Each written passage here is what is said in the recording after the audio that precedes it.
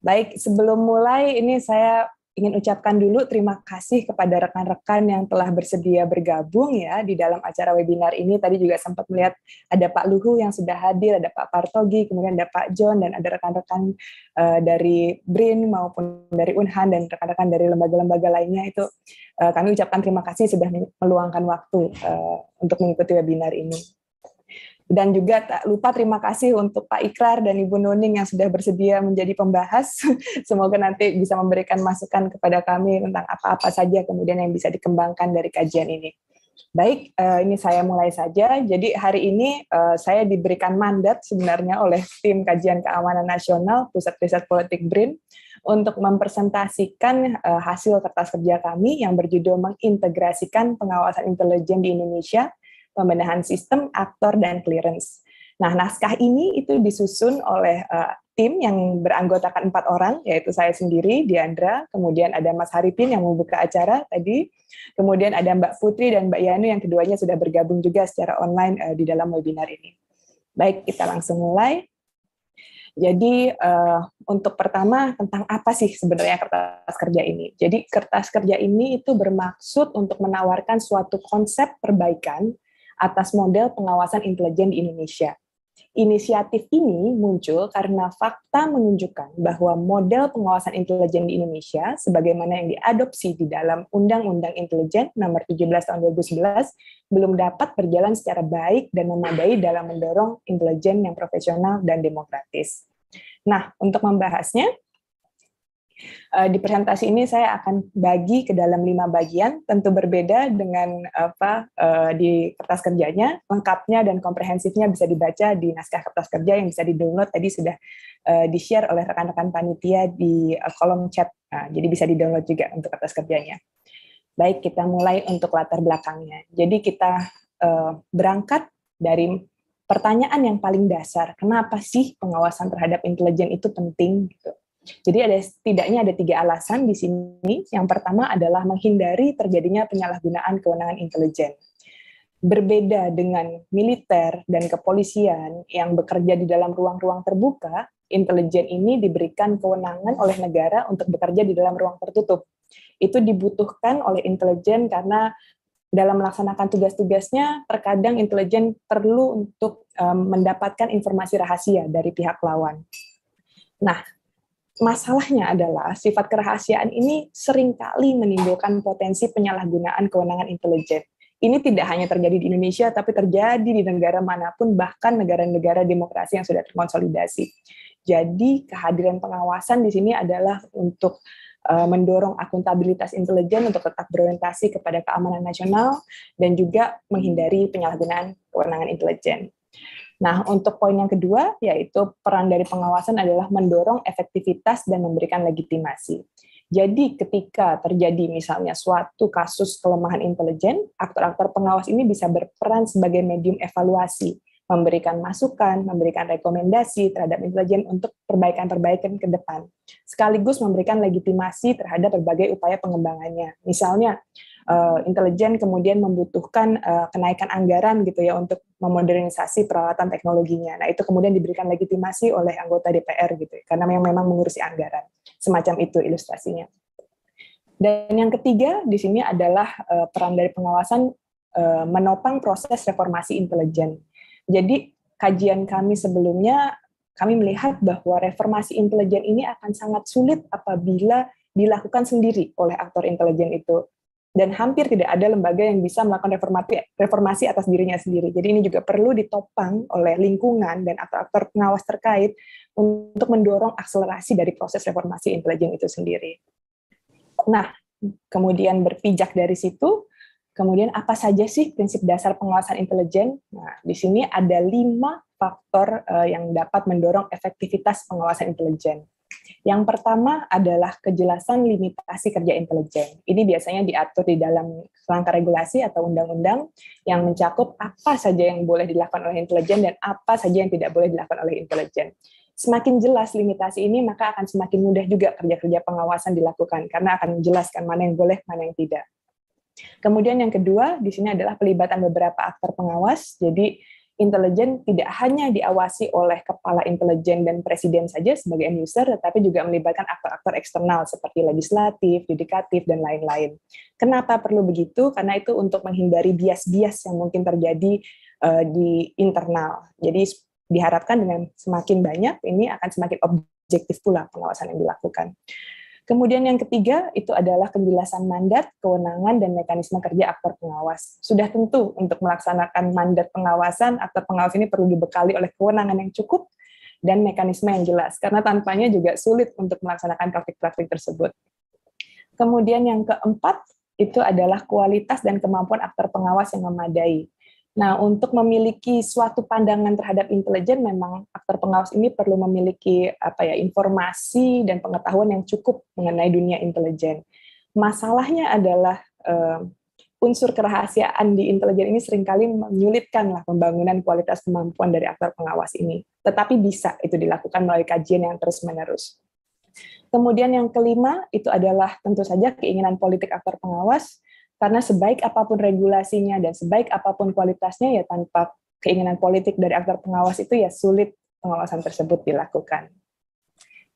Baik, nah kemudian prinsip-prinsip tersebut banyak kemudian diadopsi oleh negara demokrasi, terutama sejak tahun 1970-an, dan mereka mengejawantahkan prinsip tersebut di dalam model pengawasan intelijen. Setiap negara punya model yang berbeda, bergantung terhadap sistem politiknya, sistem pemerintahannya, dan lain-lain. Nah, di Indonesia sendiri bagaimana nih? Jadi model pengawasan intelijen di Indonesia pertama kali muncul pada Undang-Undang Intelijen Nomor 17 Tahun 2011, dan kami mencoba mengilustrasikan dari undang-undang tersebut dan undang-undang lain yang terkait. Jadi model pengawasan intelijen di Indonesia ini ada 7 aktor tadi yang terlibat. Yang pertama ini kita bisa lihat itu presiden, yaitu presiden sebagai pengguna akhir dan yang sebagai pihak yang bertanggung jawab atas seluruh penyelenggaraan intelijen. Kemudian di sisi kiri, di sini internal, itu bisa dilihat itu masing-masing kepala intelijen yang apabila ditemukan dugaan pelanggaran terhadap kode etik, kepala intelijen dapat membentuk apa yang dikatakan Dewan Kehormatan Intelijen, atau di sini saya tulis Dewan Etik supaya singkat. Kemudian di sini ada Komisi 1 DPR, biasanya untuk program dan anggaran. Itu ketika ditemukan penyalahgunaan terhadap intelijen, itu Komisi 1 dapat mengaktifkan yang dinamakan tim pengawas DPR. Nah, tim pengawas DPR ini sebenarnya sudah dibentuk pada tahun 2014, tetapi memang belum pernah diaktifkan karena belum ada dugaan terhadap penyalahgunaan intelijen yang dilaporkan kepada DPR. Kemudian di sini ada juga pengadilan negeri atau yudisial di sini. Nah, pengadilan negeri ini memiliki 2 peran. Yang pertama adalah memberikan izin penyadapan kepada intelijen gitu ya. Yang kedua adalah menindaklanjuti laporan hukum yang terkait dengan masalah intelijen. Nah, selanjutnya yang kelima, di sini ada lembaga negara independen, ini isinya ada BPK, KPK, Komnas HAM, dan Ombudsman yang masing-masing punya ranahnya, seperti Ombudsman untuk administrasi, Komnas HAM seperti mengawas permasalahan HAM, penegakan HAM, dan lain-lain. Nah, lembaga-lembaga ini bisa mengawasi intelijen sebagai bagian dari lini pemerintahan.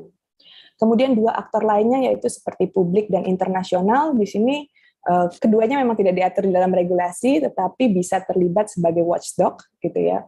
Untuk permasalahan intelijen ini ada di publik itu ada media massa, kemudian organisasi masyarakat, akademisi, kemudian di internasional juga ada organisasi internasional atau negara-negara lain. Jadi bisa banyak aktor-aktor informal yang ikut bisa terlibat di dalam pengawasan intelijen. Nah, kalau dilihat sebenarnya model pengawasan intelijen Indonesia sudah cukup baik yang tertera di dalam undang-undang atau regulasi pengawasannya. Tetapi bagaimana kemudian dengan implementasinya? Nah, di implementasinya ini dalam 10 tahun terakhir, itu pada satu sisi kita bisa lihat ada perkembangan, yaitu bisa dilihat misalnya dalam pertemuan rutin dengan Komisi 1 DPR, kemudian pemeriksaan rutin oleh BPK, ataupun upaya untuk pengembangan turunan aturan dari Undang-Undang Intelijen Negara, pemutakhiran kode etik, kemudian penindaklanjutan aduan publik terhadap intelijen gitu oleh lembaga independen negara, hingga pemberitaan dan berbagai advokasi publik terkait kejanggalan keterlibatan intelijen dalam suatu fenomena politik. Jadi ada beberapa perkembangan yang memang kita lihat di dalam 10 tahun terakhir. Meski demikian, meski banyak pertemuan rutin, hal-hal yang dilakukan itu masih minim juga respon aktor pengawas terhadap berbagai kasus dugaan penyimpangan ataupun kelemahan intelijen. Biasanya respon-respon itu hanya tanda kutip ya, anget-anget sementara gitu ya, ribut di media, setelah itu tidak ada tindak lanjutnya. Ataupun dugaan itu juga tidak ditelusuri lebih lanjut apakah itu fakta atau bukan, apakah itu masalahnya apa, sebabnya apa, akibatnya apa. Jadi hanya sebatas normatif dan lebih politis gitu. Ini beberapa kasusnya aja yang bisa contoh yang berupa dugaan pelibatan intelijen ataupun kelemahan intelijen. Baik, nah masalahnya adalah tadi sempat disinggung Mas Haripin juga di awal gitu ya. Kenapa sih kok masih responnya masih minim aktor pengawas ini gitu? Hasil kajian tim tahun lalu kami menemukan ada 55 problem pengawasan yang ternyata dimiliki oleh 7 aktor pengawas tersebut. Dengan DPR yang paling banyak yaitu sebanyak 14 problem, kemudian diikuti publik 11 problem, presiden 10 problem, lembaga negara independen 7 problem, internasional 5 problem, dan masing-masing internal dan PN 4 problem. 55 ini apabila kita jabarkan ke dalam topik masalahnya, itu ada 6 topik dengan 3 topik yang utama, topik masalah yang utama, yaitu konflik kepentingan, kelemahan kapasitas aktor pengawas, dan kelemahan atau kekosongan regulasi. Apabila dikombinasikan, 3 masalah utama ini menimbulkan hambatan yang sangat besar bagi pengawasan. Sebagai ilustrasi, ketika aktor pengawas terjadi masalah intelijen, dia belum tentu bisa mengidentifikasi apakah itu masalah atau bukan, gitu. Karena masih ada kelemahan kapasitas ataupun keterbatasan informasi dan pengetahuan dari aktor pengawas. Kalaupun itu dilalui, gitu, itu belum tentu bisa diproses karena masih ada arus politik ataupun konflik kepentingan yang begitu tinggi yang muncul dari problem-problem tersebut. Kalaupun itu berhasil dilalui, masih juga ada hambatan satu lagi di persoalan kelemahan dan kekosongan regulasi yang biasanya skema pengawasannya yang masih belum jelas. Jadi masih ada hambatan yang begitu kuat bagi aktor pengawas untuk melakukan kerja-kerjanya. Nah, dari berbagai problem tersebut, kemudian di tim melihat bahwa pengawasan intelijen di Indonesia saat ini masih bersifat parsial dan belum efektif. Hal ini menunjukkan bahwa model pengawasan masih memerlukan pembenahan. Untuk itu kami berupaya untuk menawarkan pembenahan bagaimana sih model pengawasannya. Gitu. Oke, untuk menjawabnya kami menggunakan pendekatan kualitatif, jadi berpijak dari kajian yang sebelumnya mengenai problem empiris pengawasan intelijen di Indonesia, kami mengumpulkan berbagai ide pembenahan melalui diskusi, wawancara, FGD, itu dengan Presiden Republik Indonesia tahun 2004 sampai 2014, maaf saya salah tulis. Ya, kemudian ada anggota dan mantan anggota DPR Komisi 1, kemudian ada petinggi dan mantan petinggi dari lembaga negara independen, dari badan intelijen, tokoh-tokoh di media massa, organisasi masyarakat, hingga ke akademisi. Nah, opsi-opsi itu kami kumpulkan dan didiskusikan di tim yang begitu cukup pelik gitu diskusinya, tetapi kita memperhatikan 2 unsur utama, yang itu pertama adalah kebutuhan prinsip keterbukaan atau akuntabilitas gitu ya. Dan yang kedua adalah kita juga berusaha untuk tetap menjaga kebutuhan kerahasiaan dari intelijen untuk bekerja secara efektif. Nah, kita langsung kepada temuan penelitian inti dari presentasi hari ini, bagaimana sih kemudian rumusan pembenahan model pengawasan intelijen di Indonesia. Nah, ada 6 pertimbangan di sini yang diperhatikan oleh tim. Yang pertama adalah persoalan pelibatan aktor pengawas. Pada dasarnya kami cukup dengan cukup setuju dengan 7 aktor tersebut. Kemudian skema pengawasan intelijen tadi ada yang reguler, ada yang ad hoc sifatnya. Itu juga cukup baik, sudah cukup baik. Kemudian yang ketiga adalah kapasitas dan kapabilitas aktor pengawas. Nah, di sini tim masih memandang bahwa model pengawasan intelijen di Indonesia itu belum cukup sensitif untuk membangun kapasitas dan kapabilitas aktor pengawas. Nah, keempat itu relasi antar aktor pengawas intelijen, jadi masih terbatas, sifatnya terfragmentasi biasanya. Nah, kita mencoba membangun relasi yang lebih sinergis di antara aktor pengawas tersebut untuk saling menopang kerja pengawasan. Kemudian kelima adalah objek pengawasan dan akses informasi rahasia. Jadi model yang dimiliki Indonesia saat ini itu belum menjelaskan sejauh mana sih aktor pengawas bisa mengakses informasi-informasi rahasia ketika mendapatkan laporan gitu ya. Kemudian yang keenam adalah persoalan dinamika real politik. Nah, di sini tim menyadari bahwa perbaikan model saja mungkin belum cukup untuk mengeliminasi seluruh arus politik gitu yang mungkin muncul di pengawasan, tapi ini tetap jadi pertimbangan di tim karena kami berusaha untuk memilah opsi-opsi yang memberikan celah tersempit bagi politisasi intelijen.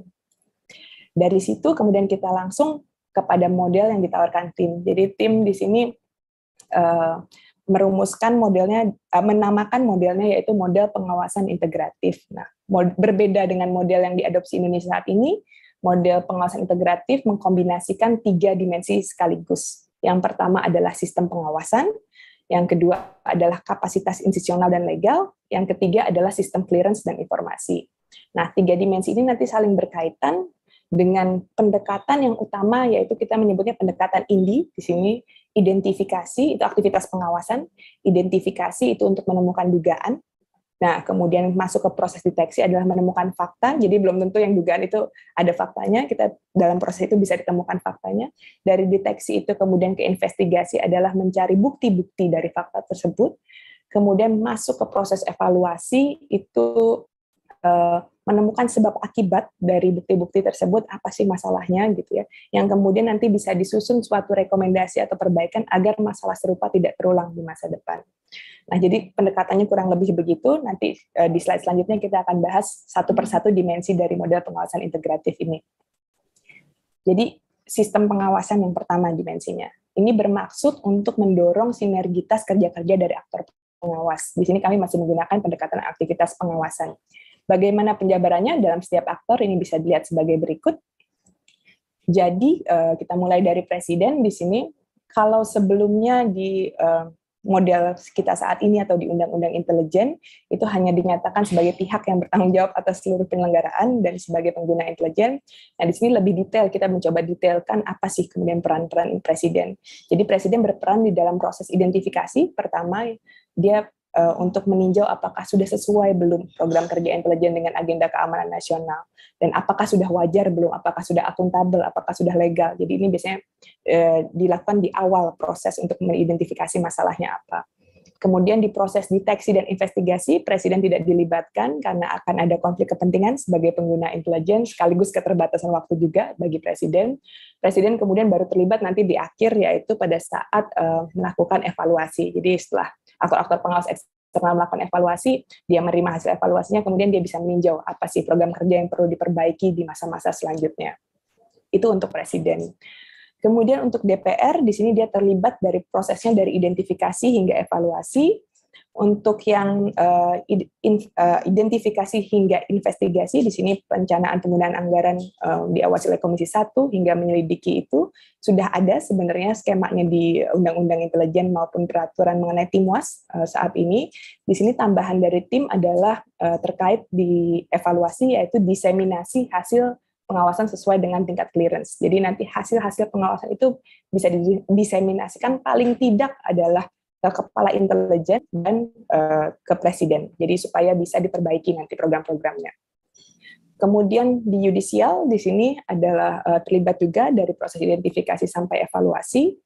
Untuk tinjauan izin penyadapan dari pengadilan negeri ini sudah ada juga. Kemudian tindak lanjut laporan kasus hukum dari kejaksaan dan peradilan juga sudah ada. Putusan untuk PN juga sudah ada. Hanya ada tambahan sedikit, yaitu untuk memberikan kompensasi. Jadi selama ini di model-model di model pengawasan intelijen Indonesia, pemberian kompensasi itu masih diberikan oleh Kepala BIN. Jadi kami mengusulkan agar ini melewati suatu proses hukum di yudisial supaya lebih baik, hasilnya juga lebih akuntabel. Kemudian di lembaga negara independen di sini juga sudah sesuai sebenarnya masukannya mengenai menerima aduan publik, penindaklanjutan aduan publik. Kami menambahkan sedikit aja mengenai diseminasi hasil pengawasan sesuai tingkat clearance. Jadi ini masih ada beberapa lembaga yang sudah ada gitu ya untuk diseminasinya, tapi ada beberapa yang belum. Jadi biasanya mentok aja di presiden atau ke DPR. Jadi ini harus ada jelas mana sih yang bisa dikasih, mana yang enggak. Tentu sesuai dengan tingkat clearance kerahasiaan. Kemudian publik di sini terlibat hanya dalam identifikasi dan evaluasi, di tengah tidak di deteksi dan investigasi tidak terlibat karena tidak memiliki kewenangan secara legal formal. Jadi publik itu hanya bisa melakukan laporan dugaan gitu ya. Kemudian yang terakhir adalah setelah aktor pengawas formal melakukan pengawasan, dia bisa mendorong implementasi hasil pengawasan tersebut. Nah, terakhir adalah internal. Ini sengaja saya taruh terakhir karena sebenarnya kalau kepala intelijen yang mengawasi seluruhnya dari mulai program kerja, anggaran hingga penegakan kode etik, itu dari mulai tahap identifikasi hingga evaluasi. Tambahan aja sedikit di sini mungkin ada juga mandat yang perlu diberikan, yaitu menindaklanjuti hasil pengawasan baik yang dilakukan secara internal maupun eksternal. Memang mungkin sudah terbiasanya begitu mungkin, tetapi perlu diejawantahkan supaya jelas gitu mandat masing-masing seperti apa. Dengan mandat yang seperti ini di dalam sistem pengawasan, kami bermaksud untuk mendorong sinergitas kerja-kerja dari aktor pengawas tersebut. Nah, kemudian kita masuk kepada dimensi yang kedua, yaitu kapasitas institusional dan legal. Ini bermaksud untuk mendorong kapasitas aktor pengawas untuk melaksanakan mandatnya. Jadi mandat-mandat yang telah tadi yang kami sebutkan di sistem INDI tersebut. Nah, di sini kita bahas lagi satu-satu ya. Untuk presiden, itu kami mengusulkan dibentuk ada suatu unit khusus yang membantu presiden untuk melakukan kontrol terhadap intelijen. Ini sebenarnya unit ini banyak diadopsi oleh negara-negara demokrasi gitu. Di Amerika itu namanya President Intelligence Advisory Board gitu ya. Jadi mereka adalah orang-orang yang profesional yang kemudian diberikan mandat membantu presiden, sifatnya hanya pemberi saran saja, tetapi memiliki tingkat clearance yang sama dengan presiden, bisa memberikan masukan juga kepada presiden. Ini juga untuk mengatasi keterbatasan waktu yang dimiliki oleh presiden untuk melakukan kontrol terhadap intelijen. Kemudian yang kedua, ini adalah mekanisme pelaporan operasi rahasia. Jadi mengingat operasi rahasia ini sangat-sangat sensitif, jadi perlu ada skema yang memastikan bahwa setiap operasi rahasia itu diketahui oleh presiden. Kemudian di DPR ini kami mengusulkan di dalam proses identifikasi, yaitu intinya adalah membangun memori institusi, karena kan anggota DPR itu berubah setiap 5 tahun ya, dan terkadang memori institusi hilang 5 tahun, ngulang lagi dari awal. Nah, jadi kami mengusulkan agar ada pengembangan tenaga ahli yang lebih tetap. Ini DPR itu punya yang namanya Badan Keahlian DPR, dan itu statusnya adalah ASN. Jadi melalui itu sebenarnya memori institusi bisa dibangun. Kemudian kami juga menyarankan untuk menyimpan dokumen hasil pengawasan. Jadi hasil-hasil pengawasan itu disimpan agar anggota DPR berikutnya juga dapat belajar dari praktik-praktik baik ataupun praktik-praktik yang kurang baik dari pengawasan yang telah dilakukan sebelumnya. Jadi tidak mulai lagi dari awal. Tentu ini terikat dengan clearance, nanti balik lagi ya.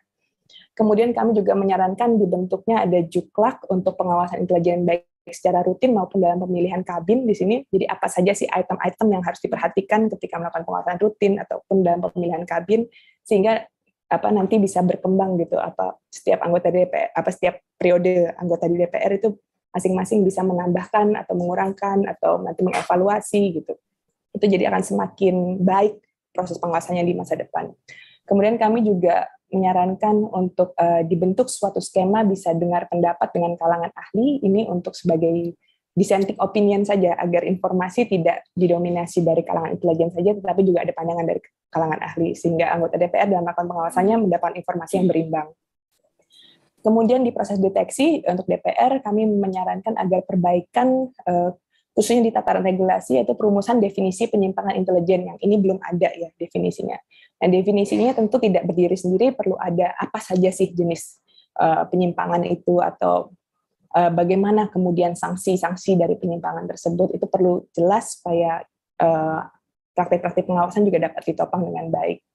Kemudian di dalam investigasi ini kami juga menyarankan agar bisa tadi dibentuk skema kalangan dengan ahli, tentu saja ahlinya perlu non-partisan dan terikat dengan kerahasiaan. Ini untuk membantu kerja-kerja yang ada di DPR. Kemudian di yudisial, ini ada masukan kami, yaitu dibentuknya ada skema hakim pengawas. Jadi dalam memberikan izin penyadapan, ini aktor-aktor yudisial dapat mengirimkan hakim pengawas untuk meninjau apakah izin penyadapan yang diberikan telah dilakukan sesuai dengan yang izin tersebut gitu, untuk memastikan bahwa itu tidak dilakukan di luar izin yang diberikan. Nah, kemudian juga di yudisial di sini untuk pengadilan negeri kami juga mengusulkan adanya skema perpanjangan izin penyadapan. Jadi izin penyadapan tidak bisa langsung dilakukan oleh lembaga intelijen, tetapi harus kembali melalui proses usulan melalui pengadilan negeri. Untuk yudisial di proses deteksi dan investigasi sudah cukup baik kami melihatnya. Kemudian dievaluasi, ini ada catatan kami pemberian kewenangan penetapan kompensasi tadi yang seperti dinyatakan mandat di atas, kami mengusulkan agar diberikan mandat itu kepada yudisial. Kemudian di lembaga negara independen, di sini usulan kami untuk identifikasi, yaitu upaya peningkatan pengetahuan agar memahami seluk-beluk dunia intelijen dan paham ketika terjadi suatu masalah. Dan kemudian di proses deteksi adalah kejelasan akses jauh mana sih kemudian lembaga negara independen ini boleh mengakses informasi yang ada di lembaga-lembaga intelijen. Kemudian di proses investigasi, yaitu kejelasan kapan mereka bisa melakukan investigasi mandiri gitu ya, dan gimana ketika mereka melakukan permohonan deklasifikasi. Jadi ketika mereka mentok misalnya dengan informasi rahasia, apakah mereka bisa meminta nggak kepada lembaga intelijen itu untuk deklasifikasi informasi tersebut. Nah, kemudian di publik, di sini adalah di identifikasi, yaitu peningkatan engagement dengan aktor-aktor pengawas lain, karena biasanya publik itu ributnya di awal gitu ya, melakukan konferensi pers, kemudian memberitakan di media massa, tetapi tidak ada yang melapor secara resmi kepada lembaga-lembaga yang memiliki kewenangan pengawasan. Nah, ini kita mendorong engagement dengan aktor pengawas lain. Nah, di internal ini catatan kami di identifikasi satu, yaitu mengenai pembenahan substansi kode etik gitu ya, untuk mendorong profesionalisme intelijen, dan catatan sedikit untuk operasi dalam negeri ini juga perlu ada batasan-batasan tertentu, karena berbeda dengan operasi luar negeri, di dalam negeri pasti ada batasan-batasan hukum yang perlu ditaati. Jadi sebaiknya kode etiknya juga ada disusun lebih rinci, lebih detail untuk yang operasi intelijen di dalam negeri. Nah, terakhir ini tadi saya sedikit lewatkan terkait evaluasi, karena ini terkait dengan semua aktor yang dua ini. Jadi, semua aktor ini ada dua catatan untuk evaluasi. Yang pertama adalah setiap aktor pengawas itu perlu melakukan kodifikasi atau pencatatan hasil pengawasan, supaya aktor pengawas nanti ketika digantikan selanjutnya bisa belajar dari pengalaman yang sebelumnya. Yang kedua adalah mekanisme distribusi hasil laporan pengawasan. Jadi, tidak disimpan saja, tetapi itu juga didistribusikan kepada pihak-pihak yang berwenang ataupun yang membutuhkannya, minimal kepada Presiden, DPR, dan Kepala Intelijen. Jadi supaya hasil pengawasan tersebut bisa ditindaklanjuti. Oke, itu untuk yang peningkatan kapasitas. Oke, yang ketiga adalah sistem clearance informasi rahasia. Jadi sebenarnya ini kalau kita lihat serupa dengan penguatan kapasitas, tetapi kami memisahkan sendiri sistem clearance ini karena diskusinya nanti akan lebih terkait dengan diskusi-diskusi terkait rahasia negara. Jadi kami pisahkan. Nah, di sini indikator yang kami gunakan ada dua, yaitu akses. Akses utuh itu tandanya seperti dokumen-dokumen yang tidak ada di stabilo hitam gitu ya, kalau kita lihat dari laporan-laporan CIA yang sudah dideklasifikasi. Kemudian ada juga akses terbatas. Akses terbatas adalah dokumen yang sudah disortir oleh pihak yang berwenang. Nah, kemudian yang kedua adalah indikatornya frekuensi, yaitu frekuensi reguler biasanya dimiliki oleh aktor-aktor yang memang memiliki kewenangan pengawasan secara reguler, dan ada yang sesuai permintaan. Sesuai permintaan ini maksudnya adalah ketika terjadi kasus gitu, mereka baru meminta akses terhadap informasi tersebut. Itu untuk indikator sistem clearance. Nah, untuk klasifikasi informasi rahasianya, kami menggunakan yang klasifikasi umum yang digunakan di Indonesia, yaitu sangat rahasia, rahasia, dan terbatas. Bagaimana sih kemudian ilustrasinya? Ini bisa kita lihat di sini. Jadi di lapisan pertama ini kita bisa lihat untuk akses penuh dan reguler ini hanya dimiliki, di sini ada empat aktor, sebenarnya dua aktor, yaitu adalah Presiden sebagai end user tentu saja, PIAB ini tadi yang unit pembantu yang kami usulkan itu, yang menempel kepada lembaga kepresidenan, kemudian Kepala BIN di sini, dan kemudian Dewan Etik apabila ditemukan tadi pelanggaran terhadap kode etik, jadi bisa mengakses seluruh informasi secara penuh dan reguler. Kemudian di lapisan kedua ini bisa dilihat untuk yang akses penuh tetapi melalui permintaan, jadi sekali-sekali saja tidak reguler. Ini ada beberapa lembaga. Yang pertama adalah Timuas DPR, yaitu mereka bekerja ketika ada kasus pelanggaran, penyimpangan gitu ya. Yudisial ketika ada kasus hukum, dan lembaga negara independen gitu ya. Tetapi untuk yang klasifikasi sangat rahasia itu kami batasi saja untuk itu di Timuas DPR, karena sebagai salah satu, kami melihatnya sebagai salah satu representasi dari masyarakat yang sah gitu ya, yang legitimate. Kemudian yang di lapis ketiga ini kita bisa lihat akses terbatas dan reguler. Ini ada dua lembaga, yaitu Komisi 1 DPR yang memang melakukan pengawasan secara rutin. Kemudian di lembaga negara independen itu BPK saja. Jadi mereka bisa aksesnya bisa disortir, tetapi mereka mendapatkan laporan secara reguler. Kemudian yang akses terbatas dan melalui permintaan itu publik, karena publik memang tidak memiliki kewenangan, jadi dia meminta dan bisa disortir juga nanti untuk itu informasi-informasinya. Biasanya keperluannya dikenal dengan istilah need to know di bidang studi intelijen. Oke, jadi apa sih kemudian bedanya model pengawasan intelijen Indonesia saat ini dengan model pengawasan integratif yang ditawarkan oleh STIM? Jadi yang pertama yaitu sistem pengawasan. Kalau model saat ini itu cenderung terfragmentasi berdasarkan mandat setiap aktor. Di model pengawasan integratif, kami mencoba menata ulang mandat sehingga kerja-kerjanya menjadi sinergis dan saling menopang pengawasan terhadap intelijen. Kemudian yang kedua adalah di kapasitas institusional dan legal, model saat ini cenderung belum mendapatkan dukungan institusional dan legal yang memadai. Sementara di model pengawasan integratif ini, kami mencoba membangun kerangka infrastruktur yang dibutuhkan oleh aktor-aktor pengawas menjalankan mandatnya. Kemudian di dimensi ketiga, yaitu sistem clearance rahasia intelijen, di model pengawasan saat ini, tata kelola rahasia intelijen masih bersifat parsial dan terbatas, sehingga di model pengawasan integratif, kami berupaya untuk menyediakan sistem clearance yang memadai bagi aktor-aktor pengawas untuk melaksanakan mandat-mandatnya. Oke, jadi kesimpulannya itu ada 3. Yang pertama adalah model pengawasan integratif dimaksudkan untuk membenahi berbagai persoalan empiris pengawasan intelijen yang muncul dalam 1 dekade terakhir. Yang kedua adalah model ini mengusulkan pembenahan sistem pengawasan, penguatan kapasitas institusional dan legal, serta sistem clearance informasi. Nah, melalui model pengawasan integratif ini, diharapkan aktor-aktor pengawas dapat berkontribusi dalam mendorong proses reformasi intelijen di Indonesia, baik dari sisi akuntabilitasnya maupun dari sisi profesionalismenya. Sehingga saran dan tindak lanjut apabila model ini hendak diterapkan, gitu ya, apabila diterima, kami mengusulkan ada beberapa poin yang bisa dilakukan. Yang pertama adalah revisi Undang-Undang Intelijen Nomor 17 Tahun 2011, karena memang disitulah awal mula model pengawasan ditata. Jadi di revisi ini ada beberapa poin yang perlu dibenahi, yaitu persoalan pembenahan pelibatan aktor. Di sini sebaiknya aktor lembaga negara independen juga disebutkan bisa mengawasi. Kemudian mandat pengawasan yang ditata sesuai dengan sistem di dalam model integratif. Kemudian perbaikan definisi penyimpangan intelijen, adanya kejelasan akses informasi, kewenangan aktor pengawas, pembentukan unit khusus di bawah presiden, skema pengawasan operasi rahasia oleh presiden, skema izin penyadapan oleh pengadilan negeri, dan skema pemberian kompensasi oleh pengadilan negeri juga. Jadi ada beberapa poin yang bisa direvisi di sini untuk membenahi model pengawasan intelijen.